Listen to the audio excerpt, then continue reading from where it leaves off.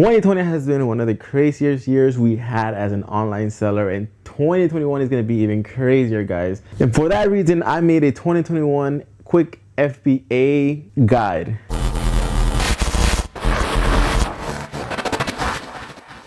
My name is Marco, and welcome to the Marco Show, where I talk about all Amazon related stuff, some of my crazy investments, and some of my other business adventures. If you like videos like this, guys, please make sure you subscribe, you like, and you hit that notification bell button so you can get notified every time I upload a video and so you don't miss out. All right, guys, let's jump straight to it. I know that there's a lot of business concepts, a lot of business models that you could do in Amazon. Some of them are retail arbitrage, online arbitrage, wholesale, drop shipping. You could sell books, used books, new books. And for the purpose of this video, we're gonna talk about the model that I do, the model that I prefer, and I still do right now. A little mix of here and there, but this is like my main business model, and that is wholesale, aka buying in bulk from your distributors, buying, like maybe 12 units or more and getting them at a discount. And the reason why I prefer that business model and I'm making this video about this business model is because I think is one of the most consistent, one of the safest as a beginner, and it's one of the scalable business. I'm not saying that the other ones are not. It's just that this is the business model that I prefer because it actually, you could go ahead and just replenish, keep buying items, and you don't have to worry for a whole year unless it's 2020 where there's a big demand and you have to literally fight the product. But anyways, guys, there's a bunch of different models, but like for the sake of this video, we're just gonna focus on wholesale, step number one, and that is getting your sales permit. What does that mean, sales permit? As a wholesaler, as me buying in bulk from other distributors, I need a seller's permit because Uncle Sam needs to know where you're buying your stuff. Uncle Sam wants to know who you're buying your stuff from.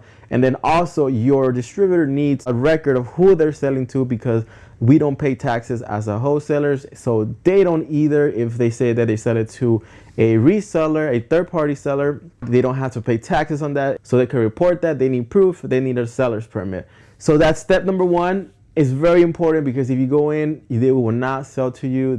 Some of them are cool, some of them are not. And you want to avoid that embarrassment overall. And just don't waste your time. Go straight and get a seller's permit. It's very quick. It's free. It takes maybe like 15 minutes to get it, and then like they'll give it to you right there. You can print it out and go straight to your distributors.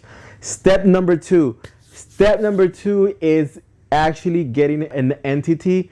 I know that I talked about this in my previous video. I talk about getting an entity, which simply means registering your business as an actually sole proprietor, just getting a DBA, S Corp, corporation, then just basically registering your business as a whole in general. And this is very crucial because you protect yourself from getting sued, from getting in trouble with Uncle Sam. And there's a lot of benefits. You can minimize your tax, minimize your expenses, minimize a bunch of stuff. If you want to know more about this, I actually interviewed my personal accountant, Jose, a good friend of mine. He's the guy that helps me not get in trouble. And I talk a little bit more about this in my other videos. So if you want to know more about this, please make sure that you watch that video. I actually really like that interview. So that's step number two. Step number three is basically just opening your Amazon accounts and registering as a business. There's a lot of benefits for you to register as a business. Pay $39.99 for a professional account. I know that you could also do an individual account, which is free, but it's worth it, 100% worth it. If you get an individual account, you do get charged 50 cents per unit that you sell. If you know you're gonna sell over 20 units, I recommend you get a professional account. It's 100% worth it. You have access to stuff like FBA, which is the model that I'm talking about. It's 100% worth it, guys. I see it as a rent. It's like paying $39.99 a month. It's totally worth it. I know as a beginner, when you have a budget, it's very hard because we have to budget that in, but it's 100%. If you can make $39.99, that means that we're not doing something right. That means we gotta push yourself a little more.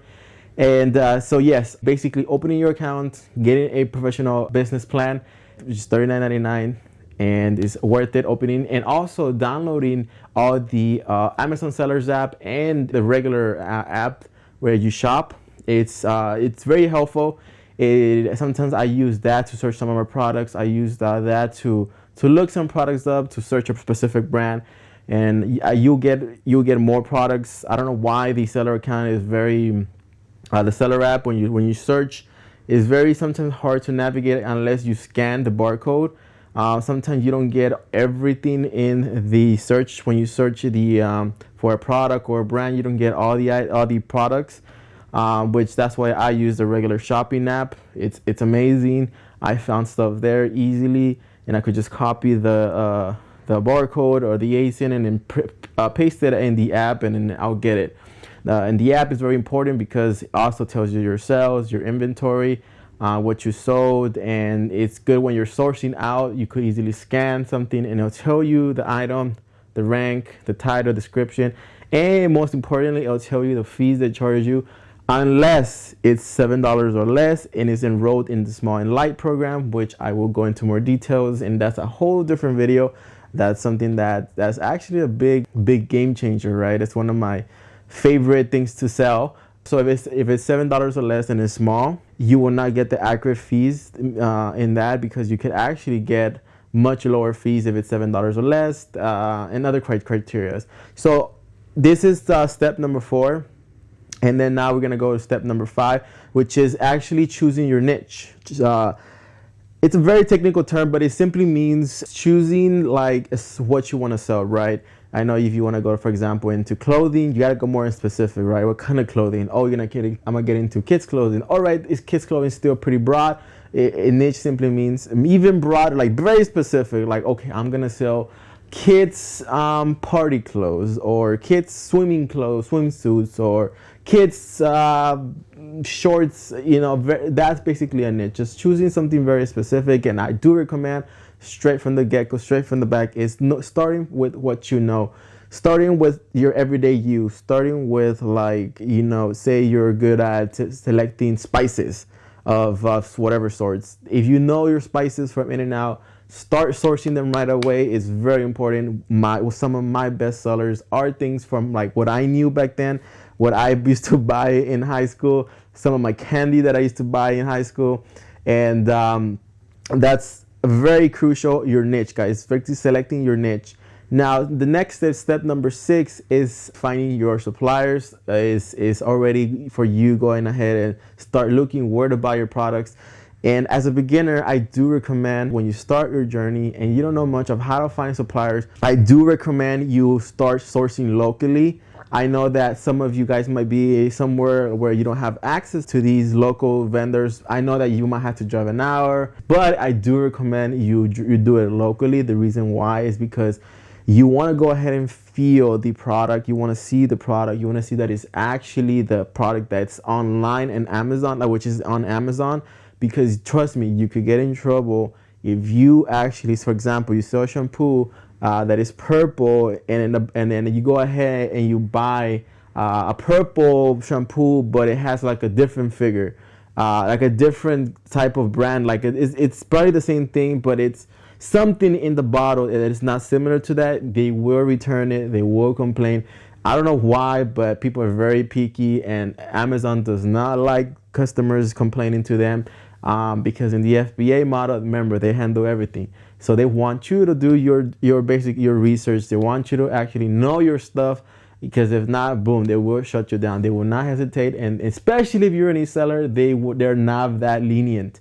So that's why I recommend you start basically with your local sellers, your local wholesalers, your local vendors, because you want to go ahead and basically learn there. It's basically, you could go ahead, you feel comfortable, and once you could say you dry them out, you actually know that there's no more profitable items, and time to move on, right? Time to go out of state, time to go source somewhere internationally, but start locally. That's what I would do. Oh, and the way you find these is just go to google.com. Let me give you a nugget right for now.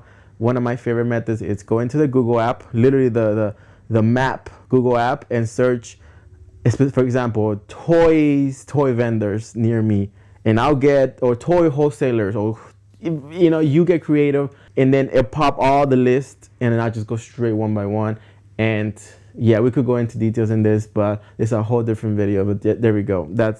I'm just giving you nuggets straight from the back. Anyway, step number 7 is basically just going straight to packaging them and getting ready to send them to the Amazon warehouse. I know that the FBA model that I'm telling you here is basically Amazon. Just let me break it down for you. What's FBA right away? FBA simply means we source our product, we send them to the Amazon warehouse. It could give you any warehouse. You send your goods over there for a certain fee, and then once they receive it, it's going to be active for the seller.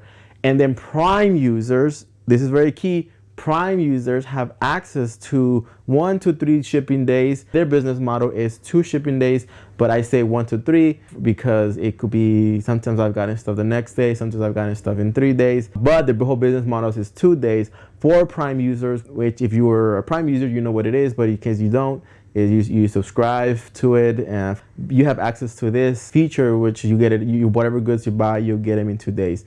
And that's where we take advantage, and we take advantage that they feel safe because they'll get it. And then if they don't, Amazon itself are responsible for the whole process of getting lost, damage, or they don't fit you. They're responsible. They can return it for free. And basically that's the whole fee that they charge you is for that, unless it's your fault. We're gonna go more into details later. So that's the reason. That's the whole business FBA model, aka Prime. I know that the end consumer knows it as Prime, but we as the seller, we know it as FBA.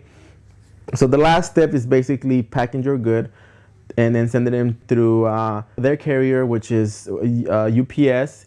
FedEx used to be back then, but then they're not working with that. They're not partners anymore. Or there's other shipping methods. There's working with UPS, which is dirt cheap. It could be from like 10 cents a pound. 10 cents a unit. Or you can say 25 cents a pound.